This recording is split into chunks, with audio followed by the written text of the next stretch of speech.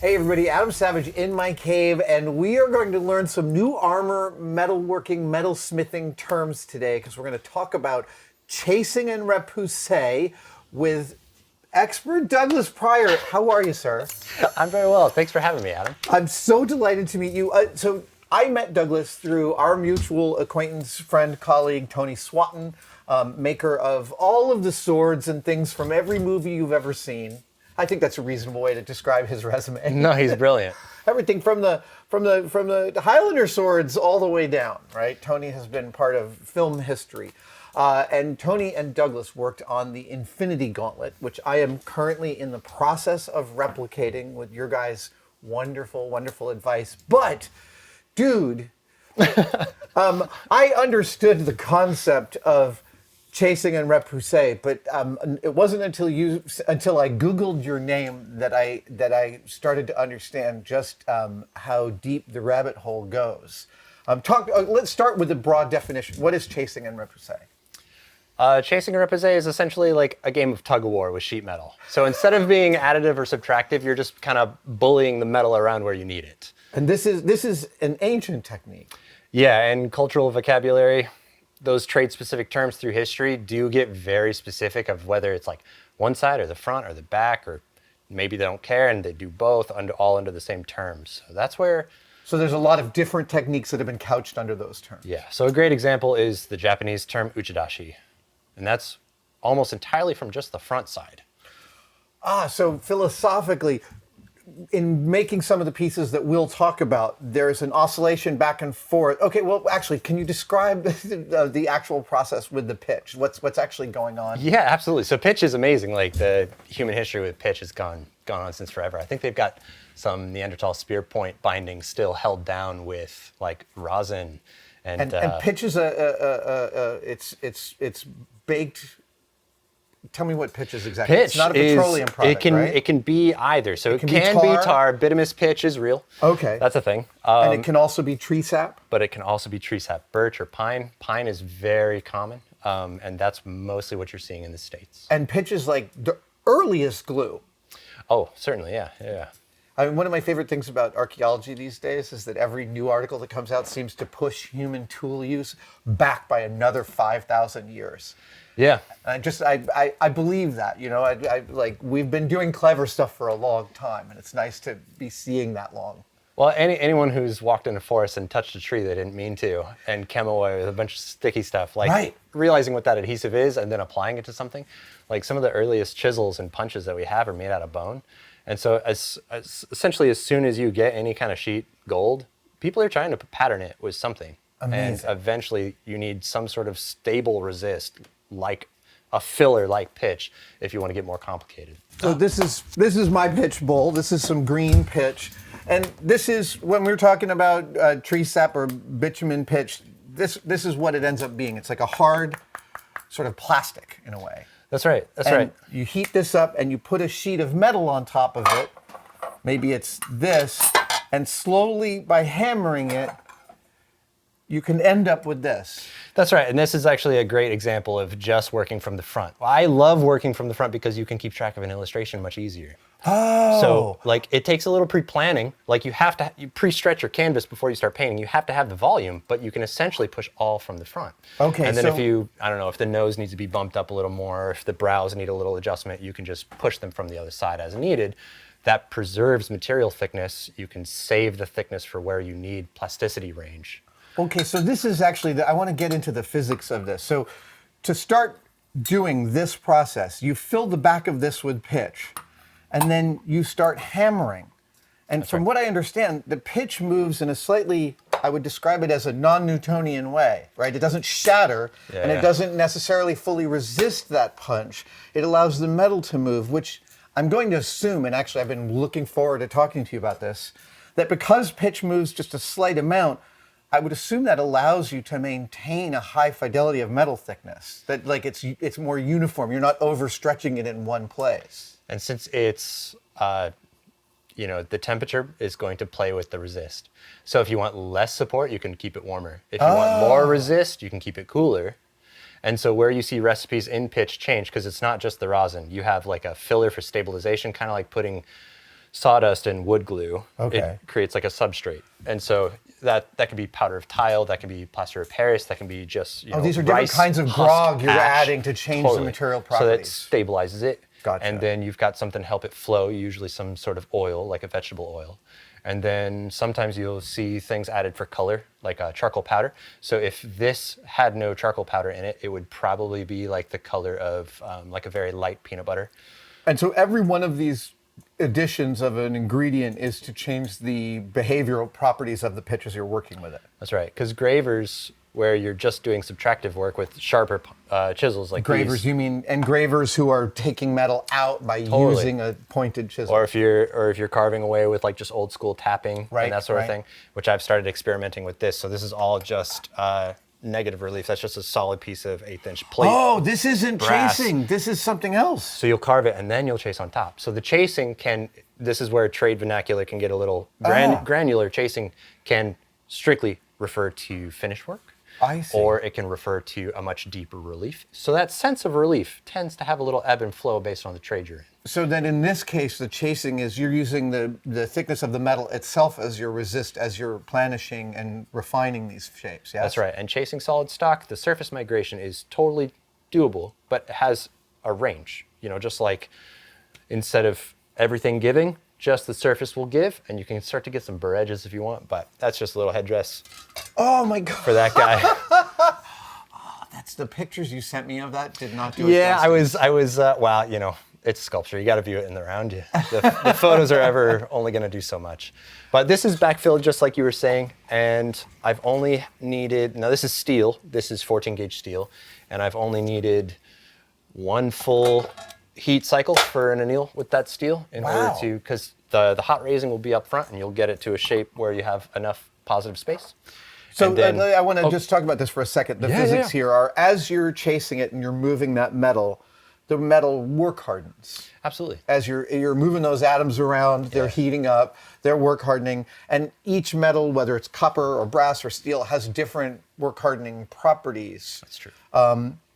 One of the things I was really delighted to hear is that when you're shifting a piece of repoussé from working on the front to, say, working on the back, just the process of shifting it is an annealing process because you're heating it to remove it from the pitch. Is that right? Sometimes, if the metal's thin enough, you could conduct enough heat to do that. Sometimes like cleaning it and annealing it can be a separate cycle. Okay. That way you're not risking burning the pitch or anything like that, because the only things that full-on ruin pitch is like a solvent, contamination, or if you burn it. So If you overheat it and if it it's starts smoky. getting boiling points, Right. You start to lose the adhesion qualities, and it'll start to break down. But certainly don't use any resists or any slips. Like I've seen that sometimes, especially like oil. slip? Like oil, some folks will oil something to try and set it in to get it back out easier. Oh. But it's an adhesive, and that's like you're you're changing the recipe. Right. So you're losing the adhesive and you're changing the recipe over time. But those are good things to know, because sometimes someone will hand you pitch and they're like, hey, I don't need this anymore. Do you want it? And you're like, well, maybe I can pass it down. I'll find somebody that wants this. Absolutely. But then you don't know what you have. And there's some like experimentation of working backwards and going like, why is this so gammy? I'm just like, I don't know. Right. But it's fixable. In the rudimentary chasing that I've been doing this past week, it wasn't hard for me to understand that from this, one could get this. But what really blows me away looking at your stuff is that you can, the level of detail that you can achieve with this is just shocking to me. I'm curious, how hard is it to overdo the metal? Have you burst through a piece while chasing? How hard is it to crack something? Yeah. Oh, it's dead simple. Really? I've cracked almost everything important to me. Really? Oh yeah, dude. Yeah. Oh, that's well, I gotta mean, be- like you're so, you're like, on you've got the some edge piece like this you've been working of on- exploration. You're going to find some sort of breaking point. And To so me, the breaking point is really important in the learning process, right? Yeah. But that's got to be tragic if you're working on something like this for dozens of hours. yeah, I mean, you get over it. I don't know. It's like there's nothing else to be done. You can live with it and let it. You can celebrate it. You can patch it. You can do whatever you want. But I've finally started to get to the point to where I'm I don't know. As long as you're not cracking the same way every time. Right, you're Right, learning you've slowly. progressed. But like I didn't crack anything on the bat mask, which was nice. And I haven't cracked anything on this either. And so this is a brass alloy. It has I think they call it commercial bronze, but it's got zinc, not tin, so it's not exactly It's not exactly bronze at all. I bronze. think it's just like a selling point. But something like that bat mask is raised first. So once you start getting something a little bit bigger, you start using shaping stakes in order to get all that height. So Okay, I can but get I want that. to talk about the difference between raising, right, let's do it. and chasing, because they're very similar process, but very different at the same time. Yeah. So raising is not having it attached to pitch. You're just shaping the metal and stretching the metal into a rough form. That's right. And it's just a game of leverage. So essentially you can set something against a shape, and then you are using that shape to change the angle of the surface of the metal. And these are some of the shapes that you set against? Yeah, something like this would be an example. This is just something I fab myself. So these are annoying to find, right? Yeah, I've noticed they're very hard You to are find. buying something that someone's like taken a casting of an original, and they're so trade specific. A lot of the Pexto stakes have like sharp corners because that reflects that trade. And all my stuff is really round because a lot of my work is sculptural. I need the flexibility, I need the versatility, I need the angle change. So when I'm working with something like this, placing it against that. So you start with a flat round, and then you make it this shape on a stake like that. That's right. Okay. You've got 3 points of contact between the point and the sights. And then I like my T-stakes with a slight flat in the middle. So that's a gap, and you can change your angle if you want more leverage. You can back it off if you want to fan it back the other way. Because the real point, like the point of equilibrium is that middle ground. Like if you build too much of a cylinder too quickly, the strength, the geometry of that cylinder inhibits material exchange. So the internal structure, you can't rob from the edge anymore. So if we had a big bed sheet and I just grabbed the middle and I pulled it up, all the edges are retreating in, yeah? Oh, wow. The sheet doesn't get thinner. So you have to You've think just through the changed. engineering of the piece as you're going about where the extra metal's coming from. Yeah.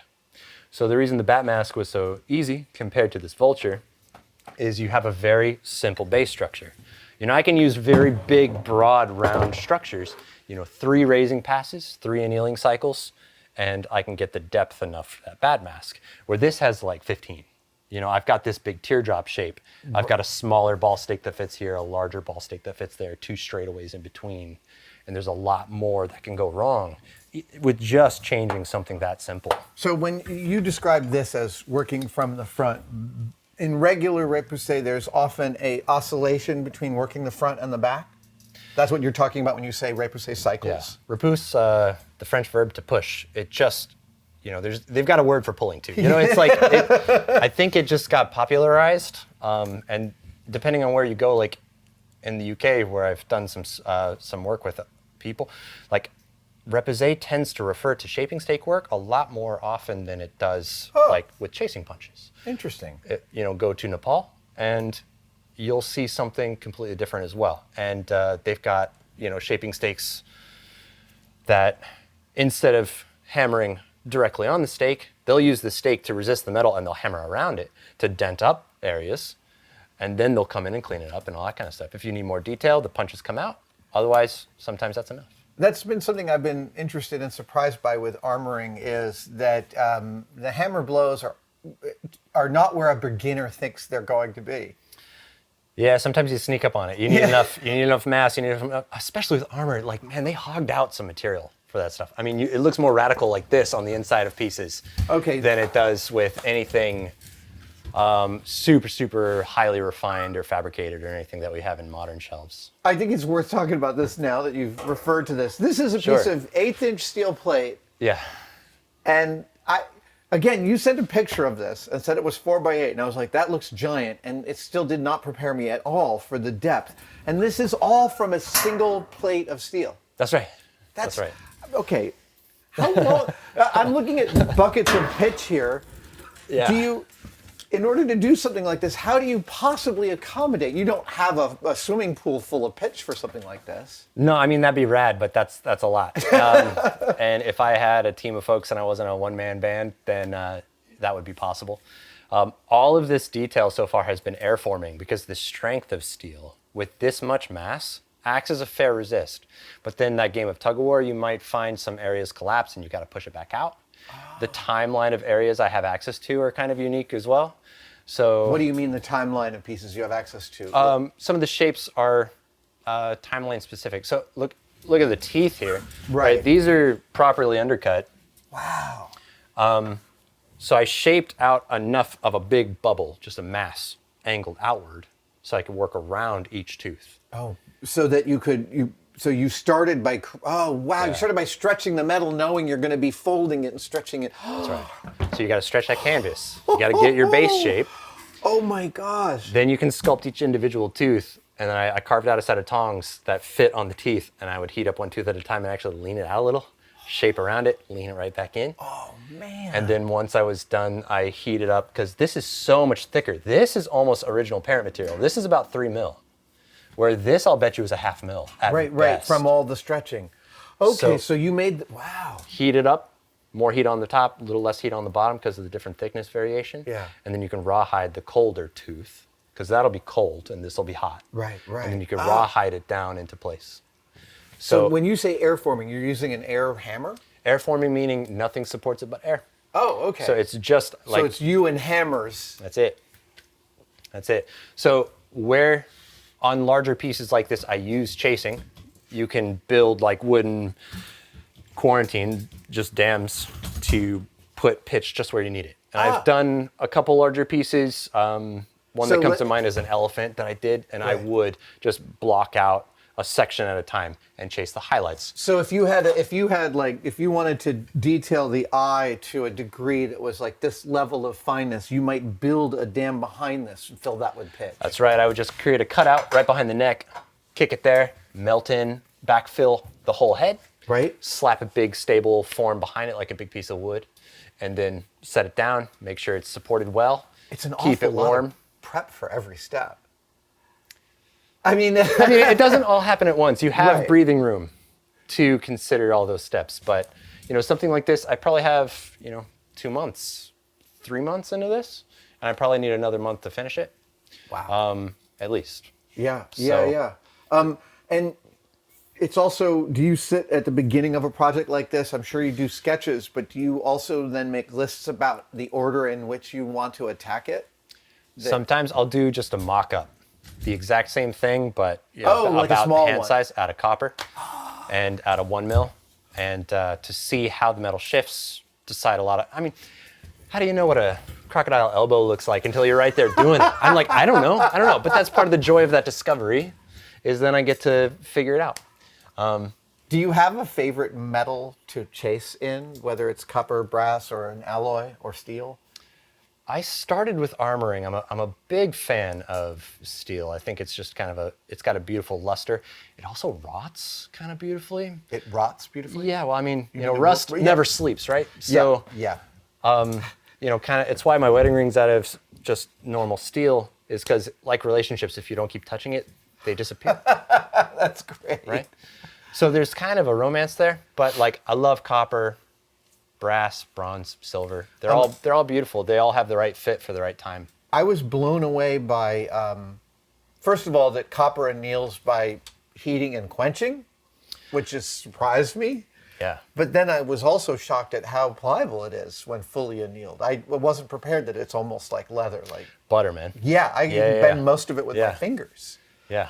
I only started working with copper because one of my shop teachers in college, Scott Berry, he just handed me a bunch. He was like, you should probably, because I at the time was helping him with stuff because of arthritis and things. He's like, this will make your joints last longer. Like, try this. You'd like it Oh, probably. wow.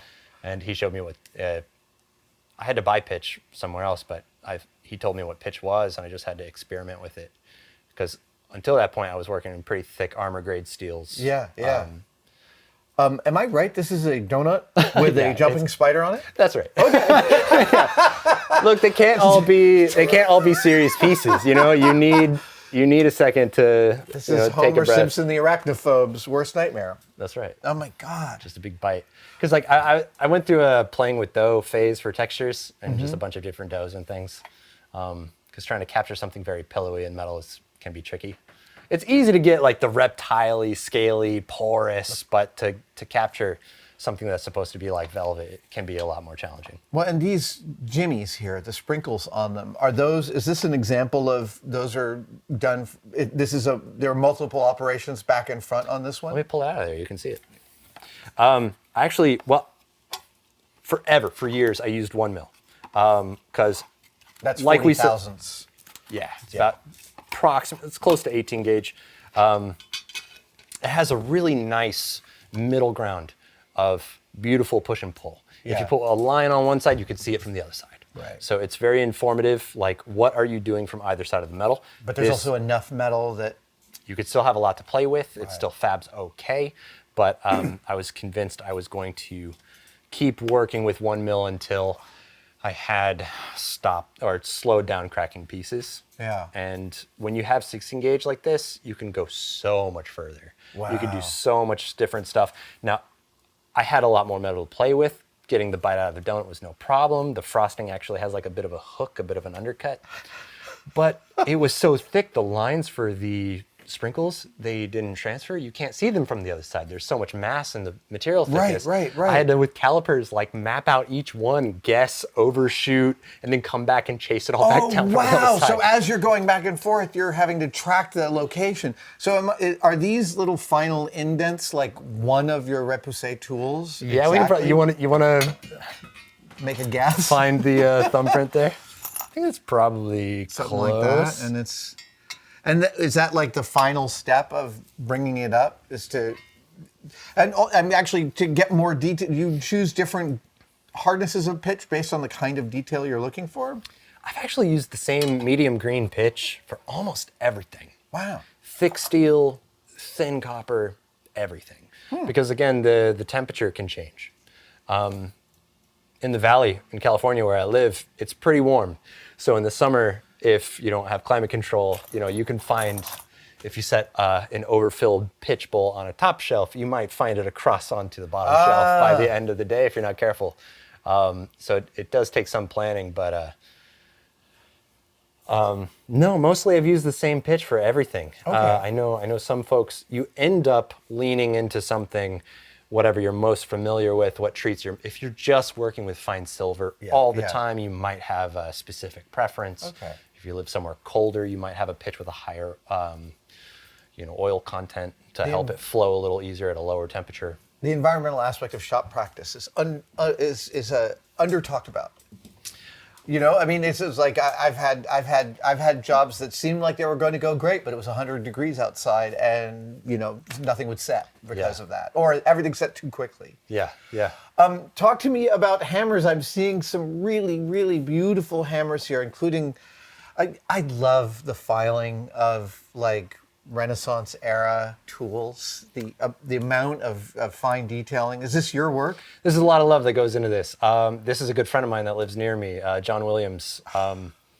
He makes a lot of these over here. I've got a lot of hammers from close friends. It's how I ended up getting some tools in the first place. This is one of John's as well. And him and a couple friends, we actually at Tony's shop. This was at a Metalpalooza that we did in 2017. They approached me and they're like, "Hey, we just forged a hammerhead. Like, you've got another day. Like, do you want to figure out some?" And I don't really do this at the time. I hadn't done that kind of carving and relief work before, because you just have to cut away some, and then the surface work is done with chasing punches. So Cutting away some. Are you using like a Dremel to do that? just these cutting chisels, the Japanese, the katakiri chisels, if I'm saying that right. So they hold a pretty good edge, and I learned how to do some of the basics about this from an artist that unfortunately is no longer with us, but he was like a world-class artist on Japanese metalworking, and one of the few Westerners with credentials from Japan to work on their authentic pieces. Ford Hallam, if you ever get a chance to see his work, all his educational stuff online is still like some of the best. And I looked up to that guy forever. I found his stuff in college, and I had the great fortune to work with him in 2019. Crazy. I remember the first time I realized that the signature on Japanese swords is done with a chisel. Yeah, probably a V-cut chisel, a lot like this one, is something that